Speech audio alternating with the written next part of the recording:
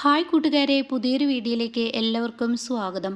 അങ്ങനെ നിർമ്മലയെ അവിടെ നിന്നും നിധി CKCയുടെ കയ്യിൽ നിന്ന് രക്ഷിച്ച് കൊണ്ടുവരുന്ന റിവ്യൂ ആണല്ലോ ലാസ്റ്റ് പറഞ്ഞത്. അപ്പോൾ കേൾക്കാത്തവരുണ്ടെങ്കിൽ അത് കേട്ട് നോക്കുക. എന്തായാലും ഈ ആഴ്ചയിൽ വരുന്ന എപ്പിസോഡുകളാണ് കേട്ടോ അത്.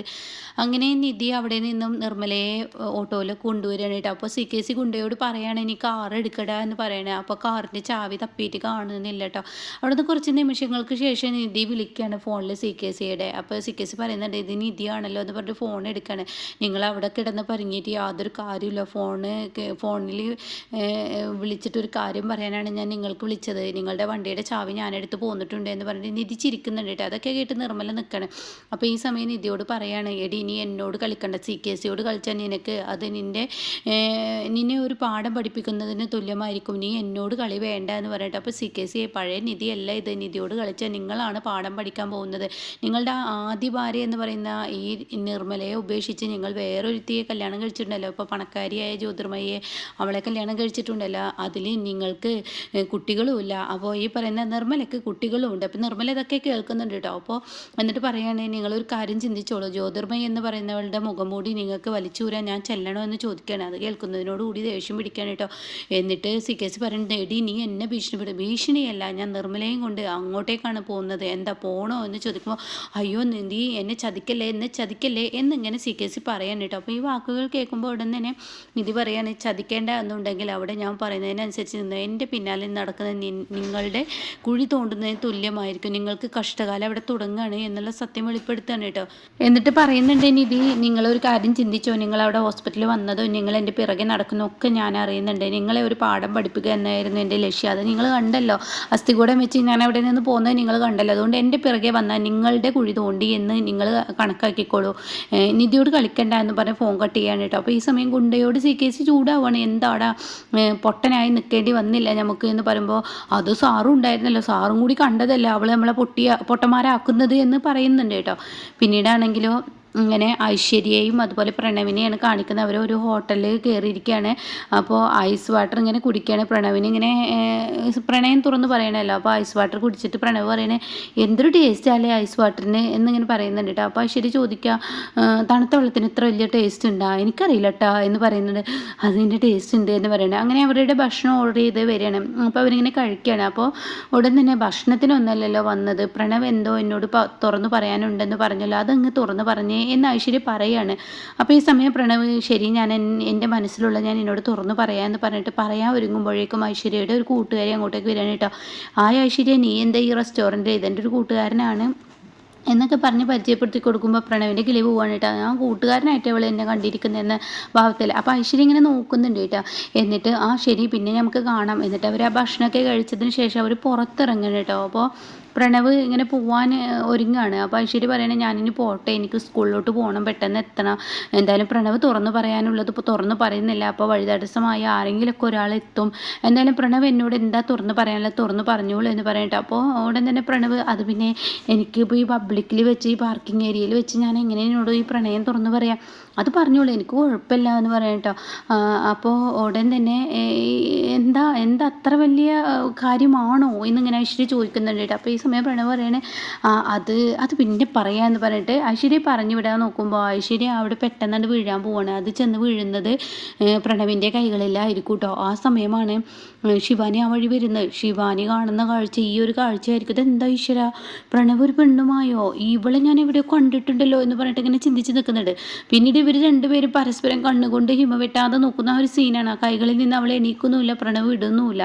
അപ്പോൾ ശിവാനിയാണെങ്കിൽ ചിന്തിക്കുന്ന, അമ്പലത്തിൽ ഇവളെ ഞാൻ അവിടെ വെച്ച് കണ്ടതല്ലോ, ഇവളിപ്പോൾ എന്താ എൻ്റെ പ്രണവിൻ്റെ കൂടെ, ഇവള് പണക്കാരനായ ചെക്കൻ്റെ പിന്നാലെ നടക്കുകയാണല്ലേ, എന്ന് അവളുടെ കാര്യത്തിൽ ഇന്ന് ഞാൻ തീരുമാനമാക്കാം എന്നൊക്കെ പറയാണ് ശിവാനി. അങ്ങനെ ഈ ശിവാനി ഓട്ടോക്കാരനോട് പറയാൻ, നിങ്ങൾ ഒരു 5 മിനിറ്റ് ഇവിടെ വെയിറ്റ് ചെയ്യൂ, അതിനെന്താ കുഴപ്പമില്ല എന്ന് ഓട്ടോക്കാരൻ പറയുന്നുണ്ട് കേട്ടോ. അങ്ങനെ ശിവാനി കലിതുള്ളി വരികയാണ്. അപ്പോഴേക്കും പ്രണവ് ഇവളോട് പറയാണ്, ഇനി എന്തായാലും ഞാൻ മറച്ചു വെക്കുന്നില്ല, നിന്നെ എനിക്കിഷ്ടമാണ്, ഞാൻ നിന്നെ കല്യാണം കഴിക്കാൻ ആഗ്രഹിക്കുന്നു, ഐ ലവ് യു എന്നിങ്ങനെ പറയുമ്പോഴാണ് കേട്ടോ അങ്ങോട്ടേക്ക് ശിവാനി കയറി വരുന്നത്. ശിവാനി ആണെങ്കിലോ ഭ്രാന്തളകിയും കൊണ്ട് ശിവാനി വന്നിട്ട്, എടി നീ എന്താടി കാണിക്കുന്നതെന്ന് പറഞ്ഞിട്ട് ശിവാനി ഈ ഐശ്വര്യയെ പിടിച്ച് വലിക്കാൻ കേട്ടോ. അപ്പോഴേക്കും ഐശ്വര്യ ആണെങ്കിലും ഈശ്വര അത് ശിവാനി ആണല്ലോ എന്നിങ്ങനെ ചിന്തിക്കുന്നുണ്ട്. അപ്പോൾ ഉടൻ തന്നെ പ്രണവ് പറയണേ, നീ എന്താ ഇവിടെ, എന്താ ഞാനിവിടെ വരാൻ പാടില്ലേ, ഞാൻ ആരാന്ന് നിങ്ങൾക്കറിയില്ല, നിങ്ങളുടെ ഭാര്യയാണ്, ഭാര്യയും ഭർത്താവിനിടയിൽ പല പ്രശ്നങ്ങളും ഉണ്ടാവും. പക്ഷേ അതിനിടയ്ക്ക് ഇങ്ങനെയുള്ള വൃത്തികെട്ടവന്മാർ കയറി വരുന്നത് അതാണ് ശരിയല്ലാത്ത പരിപാടി.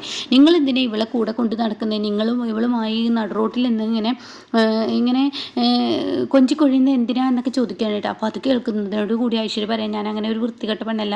പിന്നെ വൃത്തികേട് ഇപ്പോൾ കാണിക്കുന്നത് ഞാൻ കണ്ടതല്ല. നീ പ്രണവിൻ്റെ കൈകൾ പിടിച്ച് നീ എന്തൊക്കെയാണ് പറയുന്നത്? എനിക്ക് മനസ്സിലായത് ഞാൻ പോയ ആ ഗ്യാപ്പിന് നീ കയറാൻ ഉദ്ദേശിക്കുന്നുണ്ടെങ്കിൽ ഒരിക്കലും എൻ്റെ ഗ്യാപ്പിൽ എനിക്ക് കയറാൻ ഒരിക്കലും കഴിയില്ല. അപ്പോൾ പ്രണവ് പറയണേ, നീ നിൻ്റെ പണി നോക്ക്, നിന്നെപ്പോലെ ഒരു ഭാര്യ എനിക്ക് വേണ്ട, ഞാനിത് എന്ന് പറയുമ്പോഴേക്കും അങ്ങനെ നീ അങ്ങ് തീരുമാനിച്ചാൽ മതിയോ? നിന്നെപ്പോലെ ഒരു ഭാര്യ വേണ്ട എന്ന് പറഞ്ഞാൽ അതെങ്ങനെ നടക്കും? അതൊന്നും നടക്കില്ല. എൻ്റെ കഴുത്തിൽ നീ താലി കെട്ടിയിട്ടുണ്ടെങ്കിൽ, ജീവിതത്തിൽ നിനക്കൊരു പെണ്ണുണ്ടെങ്കിൽ അത് ഞാൻ തന്നെ ആയിരിക്കും, വേറെ ആരും ആയിരിക്കില്ല. അപ്പോൾ ഐശ്വര്യ പറയാൻ, നിങ്ങളെന്താ ഇങ്ങനെയൊക്കെ പറയുന്നതെന്ന് പറയുമ്പോഴേക്കും ഐശ്വര്യയുടെ കാരണത്തടിക്കാനിട്ട്, എടി വൃത്തികെട്ടവളെ, മറ്റുള്ളവരുടെ ഭർത്താക്കന്മാരെ തട്ടിയെടുക്കുന്ന നിൻ്റെ ഈ വൃത്തികെട്ട സ്വഭാവം ഉണ്ടല്ലോ. അപ്പോഴേക്കൊക്കെ ആളുകൾ നോക്കി നിൽക്കാണ് കേട്ടോ. അപ്പോൾ ഐശ്വര്യയുടെ കണ്ണിൽ നിന്നും കണ്ണുനീർ തുള്ളികൾ നിറഞ്ഞൊഴുകണം. എന്നിട്ട് ചിന്തിക്കുന്നുണ്ട്, ഗൗതം സാറും നിധി മേഡം എന്നോട് പറഞ്ഞത് കൊണ്ടാണല്ലോ ഞാൻ ഇങ്ങനെ ഒരു വേഷം കിട്ടിയത്. ഒരു നല്ല കാര്യത്തിന് ഒരുങ്ങുമ്പോൾ ഞാൻ മറ്റുള്ളവർക്ക് മുന്നേ അപമാനിതയായി നിൽക്കുന്നു, എന്നെ എല്ലാവരും നോക്കുന്നു, ഞാനൊരു വൃത്തികെട്ടവളായി മാറില്ലേ. അപ്പോൾ ഉടൻ തന്നെ ഐശ്വര്യ പറയുന്നുണ്ട്, മാഡം ഞാനൊന്ന് പറയട്ടെ, നിങ്ങളൊന്നും ഞാൻ പറയുന്നത് മേഡം ആരുടെ മേഡം, എന്ത് മേഡടി, മര്യാദക്ക് പോടി, ഞാൻ ആരാണെന്ന് അറിയോ എന്ന് പറഞ്ഞിട്ട് ചെരിപ്പൂരി അടിക്കാൻ ഒരുങ്ങാൻ കേട്ടോ. അപ്പോഴേക്കും ഐശ്വര്യ കരഞ്ഞും കൊണ്ട് അവിടെ നിന്ന് പോകുമ്പോൾ പ്രണവ് പറയുന്നത്, നീ എന്താടി കാണിക്കുന്നത്? ആരോടാണ് നീ ഞാൻ ആരോടാ പെരുമാറുന്നത് എനിക്ക് നന്നായിട്ട് അറിയാം. എൻ്റെ സ്ഥാനത്ത് വേറൊരു പെണ്ണ് കയറി വന്ന ചെരിപ്പല്ല, എൻ്റെ കയ്യിൽ എന്താ ഉള്ളത് വെച്ചാൽ അതുകൊണ്ട് അടി കിട്ടും. നിൻ്റെ ജീവിതത്തിൽ ഞാൻ മാത്രമേ ഉള്ളൂ എന്ന് പറയുമ്പോൾ പ്രണവ് ദേഷ്യത്തോടു കൂടി അവിടെ നിന്ന് പോവുകയാണ് കേട്ടോ. പിന്നീടാണെങ്കിലോ ശിവാനിക്ക് സഹിക്കുന്നില്ല. ശിവാനിയാണെങ്കിലും ഈ ഒരു രംഗം കണ്ടത് ശിവാനിൻ്റെ നെഞ്ചിൽ നിന്ന് മാറ്റിക്കളയാൻ പറ്റുന്നില്ല കേട്ടോ. അത് തൻ്റെ കണ്ണിൽ കുത്തിത്തറച്ചതുപോലെ തന്നെ തോന്നാണ്. പിന്നീട് കാണിക്കുന്നത് നിർമ്മലാമ്മയാണ്. നിർമ്മലാമ്മ അങ്ങനെ ഈശ്വരമംഗലത്തോട്ട് വന്നുകൊണ്ടിരിക്കുകയാണ്. ആ സമയം ഗൗതം പറയുന്നുണ്ട് പാറുവിനോട്, ഇതുവരെ അവരെത്തിയില്ലല്ലോ, എത്ര നേരമായി അമ്പലത്തിൽ നിന്ന് നിർമ്മലാമ്മയെ കൊണ്ടുവരാൻ നിധി പോയിട്ട്, എന്നിട്ട് നിധി എന്താ കാണാത്ത, ഇനി വല്ല അപകടത്തിലും പറ്റിയോ എന്നുള്ള ആ ഒരു ഗൗതമിൻ്റെ ആ ഒരു നിർമ്മലയെ കാണാനുള്ള ആ ഒരു ഇതുണ്ടല്ലോ, അത് ആ ത്രില്ലുണ്ടല്ലോ, അതിങ്ങനെ പാറുവിനെ സങ്കടത്തിലാക്കുക. അപ്പോൾ പാറു ആണെങ്കിൽ അമ്പലത്തിൽ വെച്ച് നിധിയെ മാറ്റി നിർത്തി സംസാരിച്ച ഒരു കാര്യം ചിന്തിക്കുകയാണ്. അതായത് നീ നിർമ്മലയെ കൊണ്ടുവരണം, വേറെ എവിടെയെങ്കിലും താമസിച്ചാൽ പോരെ എന്ന് ചോദിക്കുമ്പോൾ അത് പറ്റില്ല, അവരുടെ ശരീരം ഭയങ്കര ക്ഷീണം ഉണ്ട്, അപ്പോൾ അവർക്ക് ഒരാൾ ആശ്രയിക്കാൻ അവൾക്ക് വേണം, അതുകൊണ്ട് അങ്ങനെ അവിടെ ഇവിടെ കൊണ്ടുപോയി നിർത്താൻ പറ്റില്ല, നിർമ്മലാമ്മയുടെ കണ്ടീഷൻ വളരെ മോശമാണ്, അതുകൊണ്ട് തന്നെ നമുക്കൊപ്പം കൊണ്ടുപോയി നിർത്തണം. അപ്പോൾ ഉടൻ തന്നെ അത് വേണ്ട, അവരെ വേറെ എവിടെയെങ്കിലും നിർത്താം, എന്നിട്ട് വല്ല ഹോം നേഴ്സിനെയും വെക്കാം എന്നൊക്കെ പാറു പറയുമ്പോൾ അവരുടെ മകൻ സ്വന്തമായിട്ട് അവരുടെ കൂടെയുണ്ട്, അവരുടെ മകനും മാത്രമേ അറിയാത്തുള്ളൂ, അവർക്ക് അവരുടെ മകൻ ആരാണെന്ന് അവർക്ക് വ്യക്തമായി അറിയാം. പിന്നെ അമ്മക്ക് അമ്മയുടെ മകനാണ് ഗൗതം, പക്ഷെ നിർമ്മലാമ്മക്ക് സ്വന്തം ഉദരത്തിൽ പിറന്ന ഒരു മകനാണ് ഗൗതം. അത് അമ്മ ആലോചിക്കണം. അമ്മക്ക് അത് പറയാൻ ഇഷ്ടമില്ലാത്തത് കൊണ്ട് ഞാനത് വെളിപ്പെടുത്തുന്നില്ല. പക്ഷേ ഈശ്വരൻ എന്നൊരാളുണ്ട്, അവരുടെ മുന്നിൽ അമ്മ കണക്ക് പറയണ 2-3 മക്കളുള്ളതല്ല അമ്മക്ക്, അപ്പോൾ അവരുടെ വിഷമം ആലോചിക്ക് എന്നൊക്കെ ഇങ്ങനെ പറയുമ്പോൾ, ഓ ശരി, അതുകൊണ്ട് ഞാൻ സമ്മതിക്കുന്നു എന്ന് പാറു സമ്മതിക്കുകയാണ് കേട്ടോ. അപ്പോൾ ആ ഒരു കാര്യം അവിടെ ആ സമയമാണ് വെളിപ്പെടുത്തുന്നത്. അങ്ങനെ നിൽക്കുമ്പോഴാണ് ഒരു ഓട്ടോയുടെ സൗണ്ട് കേൾക്കുന്നത്. അപ്പോൾ ഗൗതം ഓടിപ്പോവാണ് കേട്ടോ.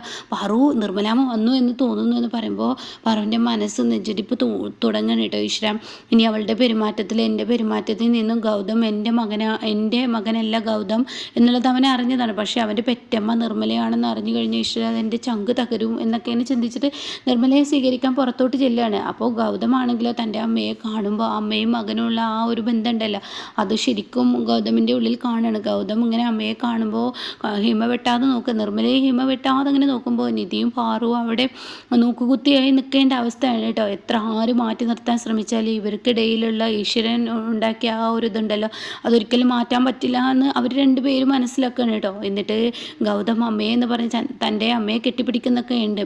അങ്ങനെ ഉടൻ തന്നെ പാറു അവിടെ വരികയാണ്. അപ്പോൾ പാറു വന്നിട്ട് നിർമ്മലെ നിനക്ക് എങ്ങനെയുണ്ട്, ഇപ്പോൾ കുഴപ്പമൊന്നുമില്ല എന്ന് പറയണേ. ആ സമയം വാ അമ്മേ നമുക്ക് അകത്തോട്ട് പോകാമെന്ന് പറഞ്ഞിട്ട് ഗൗതം തൻ്റെ അമ്മയെ വിളിക്കുമ്പോഴേക്കും ഉടൻ തന്നെ പാറു പറയും, നിൽക്കവിടെ, കയറാൻ വരട്ടെ എന്ന് പറയട്ടെ. അപ്പോൾ ഇവർ 3 പേരും ആകെ ഞെട്ടിപ്പോവാണ്. ഇഷ്ടതെന്താ ഇവൾ ഇങ്ങനെ പറയുന്നത് എന്നുള്ള ഭാവത്തിൽ നിർമ്മല നിൽക്കുകയാണ്. അങ്ങനെ പാറു അകത്തോട്ട് അങ്ങ് കയറിപ്പോയി. ഇതേ സമയം ഗൗതമാണെങ്കിലോ അമ്മ വേറെ എന്തെങ്കിലുമൊക്കെ ആയിട്ടേക്കും പറഞ്ഞിട്ടുണ്ട്, നിർമ്മല അമ്മ കയറി വാ എന്ന് പറഞ്ഞിട്ട് വീണ്ടും കയറ്റാൻ ശ്രമിക്കുമ്പോൾ കാണാൻ നിൽക്കവിടെ എന്നുള്ള ശബ്ദം വീണ്ടും കേൾക്കുന്നു കേട്ടോ. അപ്പോൾ പാറു ഒരു അരതിത്തട്ടൊക്കെ എടുത്തിട്ട് വരികയാണ്. അപ്പോൾ അരതിത്തട്ട് എടുത്തിട്ട് വന്നിട്ട് പറയാണ്, നിൻ്റെ ഇഷ്ടത്തിന് തന്നെ ഇഷ്ടത്തിന് ഇവിടെ നിന്ന് അങ്ങ് ഇറങ്ങിപ്പോയതാണ്, ആരോടൊന്നും പറയാതെ. ഇനി നിനക്ക് ദൃഷ്ടിദോഷം അങ്ങനെ എന്തെങ്കിലും സംഭവിച്ചിട്ടുണ്ടെങ്കിൽ അത് മാറ്റണം അത് മാറ്റേണ്ടത് എൻ്റെയും കൂടി ഉത്തരവാദിത്തമാണ് എന്നൊക്കെ പറഞ്ഞിട്ട് ആ ദൃഷ്ടിദോഷമൊക്കെ മാറാൻ വേണ്ടി ആരതി ഒഴിയുന്ന ആ ഒരു സീനൊക്കെയാണ് കേട്ടോ. അങ്ങനെ നിർമ്മലയെ അകത്തോട്ട് കൊണ്ടുപോവാണ്. അപ്പോൾ ഇതിൻ്റെ ബാക്കി റിവ്യൂ കേൾക്കാൻ താല്പര്യമുള്ളവർ ചാനൽ സബ്സ്ക്രൈബ് ചെയ്തിട്ട് ഞാൻ ഇടുന്ന വീഡിയോയുടെ നോട്ടിഫിക്കേഷൻ നിങ്ങൾക്ക് ലഭിക്കും കേട്ടോ.